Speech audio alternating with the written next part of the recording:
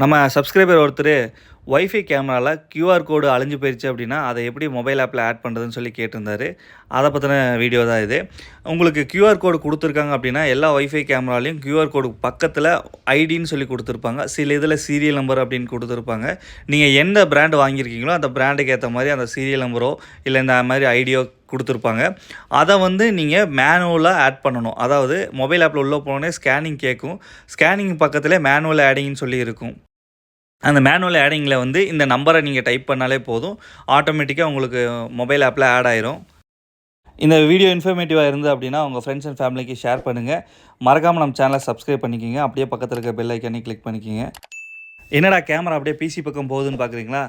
ஆமாம் ஃப்ரெண்ட்ஸ், நம்மளோட பழைய ஆஃபீஸ் பிசியை பட்டி டிங்கிரிங் பார்த்து புது கேபினெட் போட்டு அசம்பிள் பண்ணியிருக்கோம். இதை பற்றின வீடியோ அடுத்ததில் நான் போடுறேன்.